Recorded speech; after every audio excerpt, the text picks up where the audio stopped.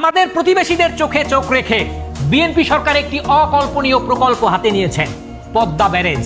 যুগের পর যুগ আমাদের প্রতিবেশীরা তাদের গঙ্গা নদীতে ফারাক্কা বাঁধ নির্মাণ করে বাঙালিদেরকে পানি দিয়ে শোষণ করত। আমাদের যখন পানির প্রয়োজন হয় তখন তারা আটকায় রাখে, আর যখন পানির প্রয়োজন নেই তখন তারা বাঁধ ছেড়ে দিয়ে আমাদের সঙ্গে এক ধরনের তামাশা করে শোষণ করে। সেই শোষণের দিন শেষ। পদ্মা ব্যারেজ নির্মাণ হচ্ছে বাংলাদেশে। এই প্রকল্পের মাধ্যমে যে আমরা শুধু আমাদের প্রতিবেশীর শোষণের হাত থেকে রেহাই পাবো, শুধু এতটুকুই নয়, এই প্রকল্পের মাধ্যমে বাংলাদেশের 24টি জেলায় প্রায় 7 কোটি মানুষ সুযোগ সুবিধা ভোগ করবে। এছাড়াও কোনো ধরনের জ্বালানি ব্যবহার না করে শুধুমাত্র পানির প্রবাহকে ব্যবহার করে বাংলাদেশে 113 মেগাওয়াট বিদ্যুৎ উৎপাদন করা সম্ভব হবে।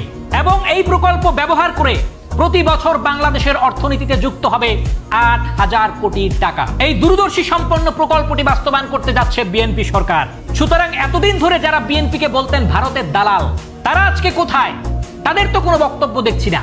আর বক্তব্য থাকবেই বা কি করে, যেখানে বিএনপি সরকার তাদের মুখে থুতু নিক্ষেপ করেছে। প্রায় 35,000 কোটি টাকার এই প্রকল্প প্রতিবেশীদের সামনে বাংলাদেশ শক্ত অবস্থানে ঘুরে দাঁড়াবে।